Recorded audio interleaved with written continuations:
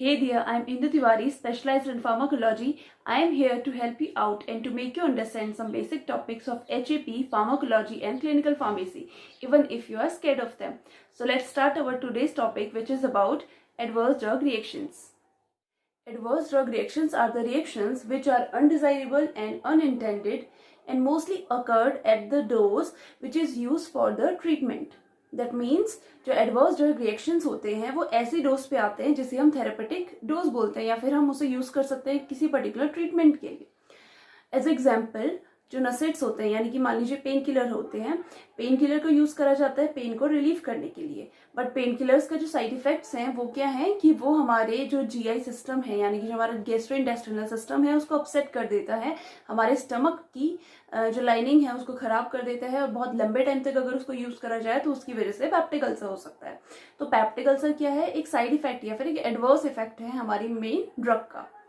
So adverse drug reactions are undesirable and unintended. That means we don't desire them. हमें उनकी Dzire नहीं है, हमें तो बस अपना थेरेपेटिक एक्शन चाहिए. उसके अलावा हमें और कोई एक्शन अगर वो मिल रहा है तो वो सारा का सारा एक्शन हमें क्या कहलाएगा, अनडिजायर्ड, यानी कि वो एडवर्स ड्रग रिएक्शंस के अंदर आएगा.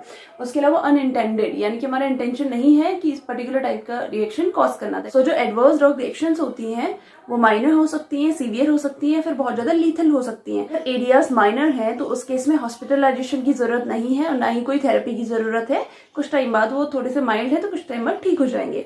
अगर वो केसेस क्या हैं, थोड़े से सीवियर है, तो सीवियर केस में हम क्या कर सकते हैं कि ड्रग थेरेपी को चेंज कर सकते हैं और हॉस्पिटलाइजेशन कर सकते हैं 1 या 2 दिन के लिए. अगर बहुत ज्यादा लीथल वो एडवर्स इफेक्ट हैं तो उस केस में हमें ड्रग को पूरी तरीके से विड्रॉल करना पड़ता है. उसके अलावा हॉस्पिटलाइजेशन काफी दिनों तक करना पड़ता है जब तक वो एडीआर बिल्कुल सही ना हो जाए. सो अब हम बात करते हैं कि एडवर्स ड्रग रिएक्शंस का जो कॉन्सेप्ट है इसका पता कैसे चला, कब हमें आइडेंटिफाई हुआ कि ड्रग अपनी थेरेपेटिक एक्शन के अलावा भी कुछ और एक्शंस प्रोड्यूस करती है. सो 1957 में क्या हुआ, एक ड्रग थी थैलिडोमाइड. इसको प्रेग्नेंट वुमेन में मॉर्निंग सिकनेस के लिए यूज करा जाता है. मॉर्निंग सिकनेस जो कि सुबह प्रेगनेंसी के टाइम पे वॉमिटिंग या फिर नॉजिया की फीलिंग होती है उसको ट्रीट करने के लिए यूज करा जाता है. बट उसके बाद देखा गया कि जिन वुमेन्स ने थैलिडोमाइड को यूज किया था प्रेगनेंसी के टाइम पे उन सबके जो फीटस है उसमें कुछ ना कुछ डिफॉर्मेलिटीज हुई थी.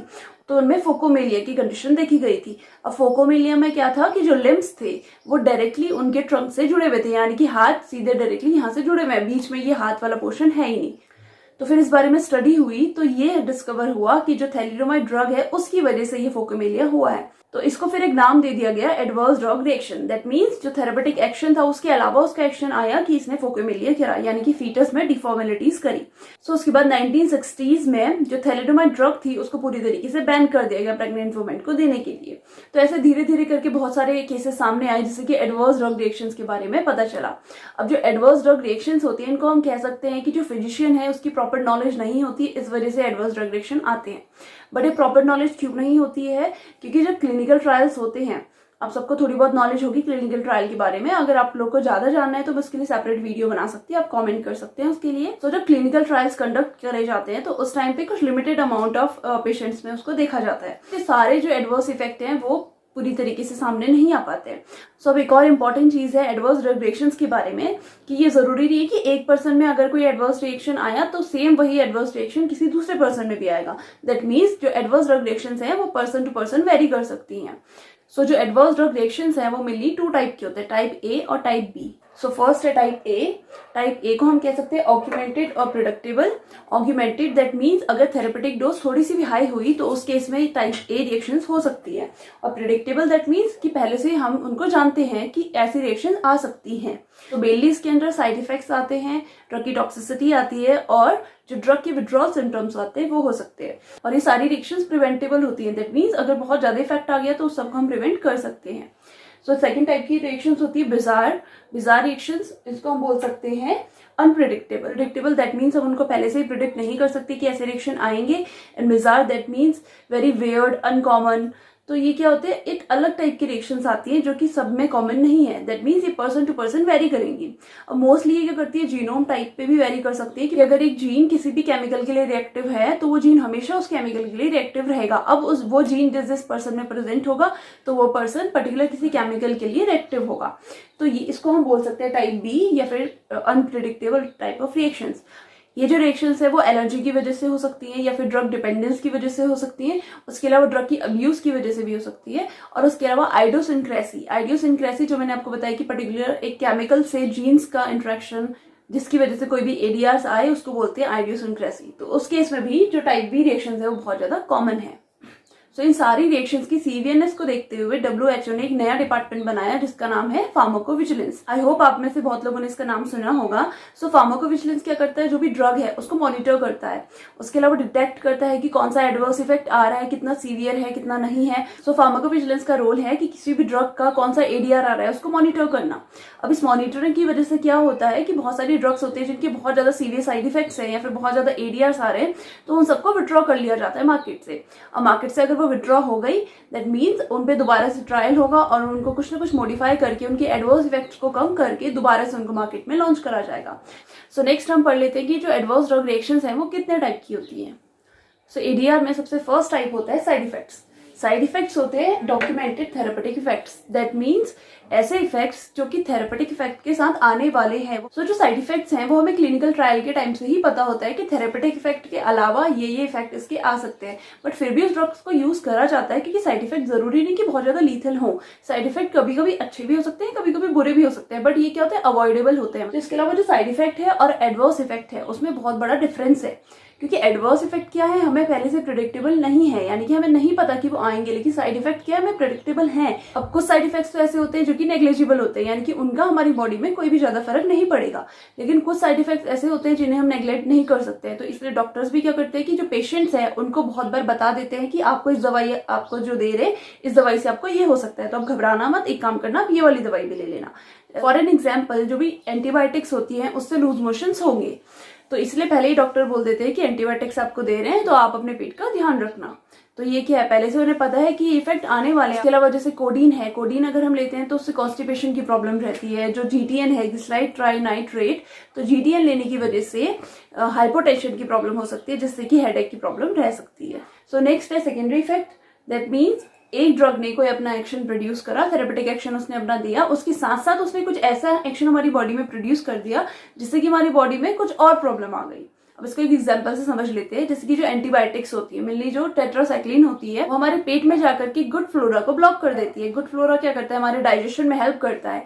अब अगर वो गुड फ्लोरा ही खत्म हो जाएगा तो हमारे पेट का डाइजेशन तो खराब हो जाएगा, जिसकी वजह से क्या होगा, लूज मोशन हो जाएंगे या फिर कोई भी इन्फेक्शन हमारी बॉडी में बहुत जल्दी हो सकता है। तो इसको बोलते हैं सेकेंडरी इफेक्ट। नेक्स्ट है टॉक्सिक इफेक्ट्स। टॉक्सिक इफेक्ट नाम से ये समझ रहे होगी कि टॉक्सिसिटी प्रोड्यूस हो जाएगी। जब भी हम कोई डोज को थेरेपेटिक लेवल पे लेते हैं तो वो ठीक है, लेकिन अगर थेरेपेटिक लेवल से हम उसे थोड़ा सा हायर डोज में ले लेते हैं या फिर बहुत लंबे टाइम तक अगर उस ड्रग को यूज कर लेते हैं तो वो क्या कॉज कर सकती है, टॉक्सिक इफेक्ट्स को। एज एन एग्जाम्पल जो नसेट्स होते हैं वो हिपैटोटॉक्सिसिटी कॉज करते हैं, दैट मीन्स हमारा जो लिवर है उसको खराब कर देते हैं। तो ऐसे ही जो भी टॉक्सिसिटी है उसका मेन इफेक्ट जो होता है वो सीवीएस पे होता है, सीएनएस पे होता है, या फिर लिवर, किडनी और हमारे लंग्स पे हो सकता है। इसके अलावा जो भी टॉक्सिक इफेक्ट्स होते हैं वो सुसाइडल हो सकते हैं, होमिसाइडल हो सकते हैं, फिर एक्सीडेंटल हो सकते हैं। एक्सीडेंटल मतलब कि आपने बाई चांस में ज्यादा कंसंट्रेशन ले ली। उसके अलावा होमिसाइडल दैट्स किसी और ने आपको इंटेंशनली ज्यादा डोज दे दी उस ड्रग की जिससे कि आपको टॉक्सिक इफेक्ट प्रोड्यूस हो। उसके अलावा सुसाइडल दैट मीन्स आपने खुद से ही वो डोज ज्यादा ले लिया जिससे कि आपकी बॉडी में टॉक्सिक इफेक्ट्स आ रहे हैं। सो नेक्स्ट है इंटॉलरेंस। इंटॉलरेंस हमारी बॉडी उस ड्रग को टॉलरेट नहीं कर पा रही है, नहीं झेल पा रही है, जिससे कि हमारी बॉडी में बहुत सारे सीवियर क्या होंगे, एडवर्स इफेक्ट प्रोड्यूस होंगे। तो ये किस केस में होता है, ये ऐसा नहीं कि हर एक पर्सन में ड्रग की इंटॉलरेंस हो जाती है। ये क्या करता है, पर्सन टू पर्सन डिपेंड करता है, किसी पर्सन में हो सकता है या फिर किसी पर्सन में नहीं भी हो सकता है। इसको एक एग्जांपल से समझ लेते हैं कि क्लोरोक्विन जो ड्रग है मलेरिया की, उसका जब इंटॉलरेंस हो जाता है तो उसकी वजह से नोजिया और वॉमिटिंग प्रोड्यूस होता है। तो नेक्स्ट है आइडियोसिंक्रेसी। आइडियोसिंक्रेसी जैसे मैंने अभी आपको पहले भी बताया था कि एक पर्टिकुलर केमिकल की वजह से पर्टिकुलर जीनोम में कुछ रिएक्शंस हो जाती हैं, तो उसको बोलते हैं आइडियोसिंक्रेसी। अभी पर्सन टू पर्सन डिपेंड कर सकता है कि किस में वो रिएक्शन शो हो रही है, किस में नहीं हो रही है। अब जो आइडियोसिंक्रेसी है ये मोस्टली जेनेटिक हो सकता है कि जेनेटिक वे में हमारे पेरेंट्स में किसी को आइडियोसिंक्रेसी है पर्टिकुलर किसी भी केमिकल से, मान लीजिए पेनिसिलिन से है, तो उनको वो आइडियोसिंक्रेसी रिएक्शंस होती हैं। मतलब जैसे ही उन्हें पेनिसिलिन लगाया जाता है तो उनकी बॉडी में रैशेस या फिर कोई भी एडवर्स रिएक्शंस आ जाती हैं। तो सेम वैसी रिएक्शंस अगर हमारी बॉडी में भी आ रही है तो उस केस को हम बोलेंगे idiosyncrasy. So for an example, barbiturate की वजह से कुछ पेशेंट्स में मेंटल कंफ्यूजन या फिर एक्साइटमेंट देखा गया है। उसके अलावा जो क्लोरोफेनिकल ड्रग है उसकी वजह से एप्लास्टिक एनीमिया हो सकता है। सो नेक्स्ट हम पढ़ लेते हैं drug allergies. Drug allergies that means इसके लिए किसी हाई डोज की या हाई कंसंट्रेशन की जरूरत नहीं है। अगर कोई पर्सन किसी भी ड्रग के लिए एलर्जिक है तो उसकी छोटी सी कंसंट्रेशन भी अगर उसे दी जाती है तो उसमें क्या होती है, एलर्जिक रिएक्शंस प्रोड्यूस हो जाती हैं। अब एलर्जिक रिएक्शन जैसे कि आपको पता होता है कि रैशेस हो जाते हैं, बॉयल्स हो जाते हैं, या फिर क्या होगा, ईचिंग होगी बहुत ज्यादा, तो ये सारी एलर्जिक रिएक्शंस क्या करती है, हाइपर सेंसिटिविटी रिएक्शंस को भी कॉज कर देती हैं। सो हाइपर सेंसिटिविटी के केस में हमारी बॉडी का जो हिस्टामिन है वो हाइपर एक्टिवेट हो जाता है। अब ड्रग एलर्जीज के केस में क्या होता है कि जो भी ड्रग हम बॉडी में इंजेस्ट कराते हैं, बॉडी उसको एज ए एंटीजन लेती है, तो उसके खिलाफ एंटीबॉडीज बनाना स्टार्ट कर देती है। इसीलिए इसको इम्यूनोलॉजिकल मीडिएटेड एलर्जी भी कहा जाता है। तो ऐसा एग्जाम्पल जैसे कि आपने देखा होगा, जब भी एंटीबायोटिक्स का इंजेक्शन लगाया जाता है तो हमेशा उनको क्या करा जाता है, पहले छोटे से एरिया पे इंजेक्ट करके वहां पे गोल सर्कल करके वहां पे टेस्ट करा जाता है कि कोई रिएक्शंस तो नहीं हो रही है। क्योंकि अगर कोई पर्सन एलर्जिक होगा किसी भी पर्टिकुलर ड्रग के लिए तो उसमें हाइपर सेंसिटिविटी रिएक्शन बहुत ज्यादा इंड्यूस हो जाएंगी।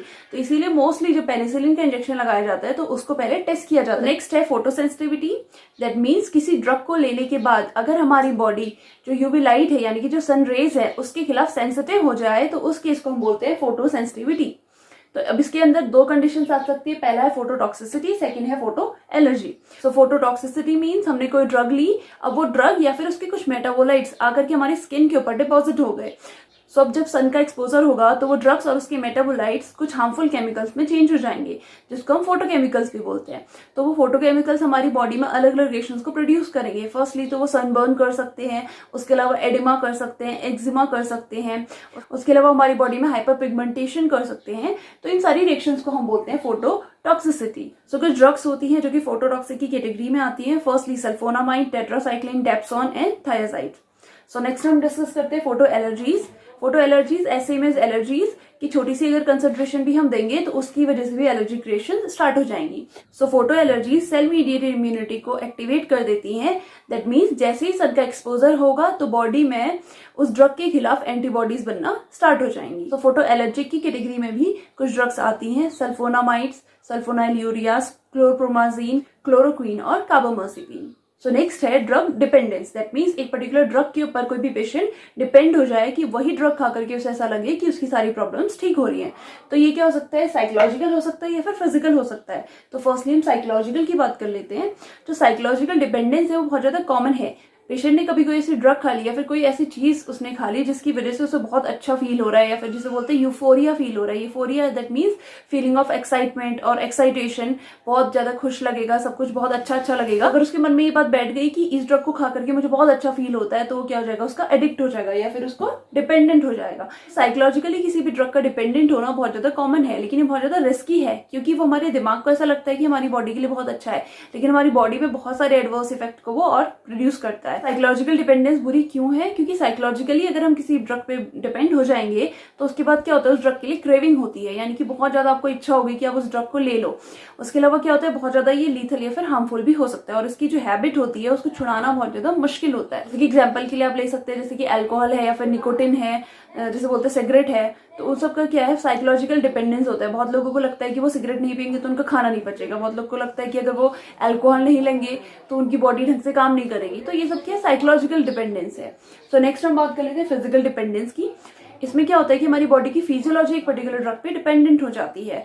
एग्जाम्पल के रूप में समझ लेते हैं कि बहुत सारे लोग जिनको कॉन्स्टिपेशन होता है उन्हें ऐसा लगता है कि जब तक कोई इसबगोल नहीं खाएंगे उनकी कॉन्स्टिपेशन ठीक नहीं होगा। अगर उनको माइल्ड कॉन्स्टिपेशन भी है तो भी वो कोई अगर हैवी डोज ले लेते हैं तो उनकी बॉडी को आदत हो जाती है, यानी कि उनको फिजिकल डिपेंडेंस हो जाती है उस पर्टिकुलर हैवी डोज की।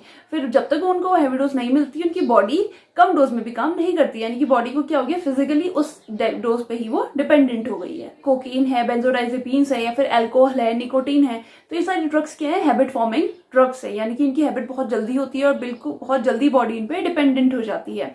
सो नेक्स्ट आता है ड्रग एडिक्शन। ड्रग एडिक्शन क्या है, साइकोलॉजिकल और फिजिकल दोनों डिपेंडेंस का मिक्सचर है। दैट मीन्स अगर किसी ड्रग को खाकर या फिर किसी भी सब्सटेंस को खाकर बहुत ज्यादा खुशी या फिर ओवरवेलमिंग वाली इफेक्ट अगर आता है तो बॉडी या फिर हमारा माइंड क्या होता है, उसको लेकर के एडिक्ट हो जाता है कि अगर हमें खुशी चाहिए तो हमें उसी पर्टिकुलर ड्रग को खाना होगा तभी हमें खुशी मिलेगी। तो ये क्या पर्टिकुलर टाइप का एक एडिक्शन है, ये फिजिकल भी हो सकता है और साइकोलॉजिकल भी हो सकता है। सो नेक्स्ट है ड्रग हैबिचुएशन। ड्रग हैबिचुएशन का एक बहुत ही इजी एग्जांपल जैसे समझ लीजिए कि चाय या फिर कॉफी की आदत होती है कि कॉफी नहीं पियेंगे तो उनका सर दर्द ठीक नहीं होगा, चाय नहीं पियेंगे तो उनका खाना नहीं पचेगा। तो ये क्या अलग अलग टाइप के एग्जांपल हैं ड्रग के हैबिचुएशन के। सो ड्रग हैबिचुएशन बाकी सारी कंडीशन से थोड़ा सा लेस सीवियर है, यानी कि ड्रग हैबिचुएशन बहुत ज्यादा लीथल नहीं है, इससे किसी की मौत नहीं होती है और इसकी जो आदत है इसे इजीली छोड़ा जा सकता है। लेकिन जो बाकी फिजियोलॉजिकल या फिर फिजिकल डिपेंडेंस है तो उसको छोड़ना बहुत ज्यादा मुश्किल है। सो नेक्स्ट है drug withdrawal reactions. That means जब ड्रग को एकदम से विड्रॉ कर दिया जाता है, यानी कि देना बिल्कुल बंद कर दिया जाता है, तो उसकी वजह से जो रिएक्शंस होती है उनको बोलते हैं ड्रग विड्रॉल रिएक्शंस। तो ये रिएक्शंस क्या हो सकती है कि एकदम से मेंटल कंफ्यूजन होगा, रेस्टलेसनेस होगा, हेडेक होगा, बहुत ज्यादा बॉडी पेन होगा, नॉजिया हो सकता है, वॉमिटिंग होगा, खाना हमारा डाइजेस्ट नहीं होगा, या फिर बहुत सारी रिएक्शंस होती हैं जो कि ड्रग विड्रॉल रिएक्शंस के अंदर आती हैं। इसको एक एग्जांपल से समझ लेते हैं कि कोई अगर एपिलेप्सी का पेशेंट है और उसको एंटी एपिलेप्टिक ड्रग दी जा रही है, सो अगर वो ड्रग्स को एकदम से हम देना बंद कर देंगे तो उसकी बॉडी में क्या होगी, बहुत सारी रिएक्शंस होंगी और जो उसकी सीजर्स हैं या फिर जो उसकी एपिलेप्सी और ज्यादा वर्स हो जाएगी। सो नेक्स्ट हम डिस्कस करते हैं टेरेटोजेनिसिटी का। एग्जांपल मैं आपको पहले दे चुकी हूँ कि थैलिडोमाइड की वजह से जो प्रेग्नेंट वुमेन थी उसका जो फीटस है उसमें डिफॉर्मिलिटी हो गई थी, जिसकी वजह से फोकोमेलिया हो गया था। ऐसी ऑलमोस्ट बहुत सारी ड्रग्स होती हैं जिसकी वजह से जो टेरेटोजेनिसिटी है वो प्रोड्यूस होती है। सो टेरेटोजेनिसिटी 3 स्टेजेस में हो सकती है। फर्स्ट है fertilisation and implantation. Within 17 days from conception अगर किसी ड्रग को लिया गया है तो उसकी वजह से क्या हो सकता है, जो फीटस है वो डेड हो सकता है। उसके अलावा नेक्स्ट है ऑर्गेनोजेनेसिस, यानी कि 19 डेज से 55 डेज के बीच में क्या होता है, बच्चे के ऑर्गन्स बनना स्टार्ट हो जाते हैं। तो इस बीच में अगर कोई ड्रग ली जाती है तो उसकी वजह से उसके ऑर्गन डैमेज होने के चांसेस बहुत ज्यादा होते हैं।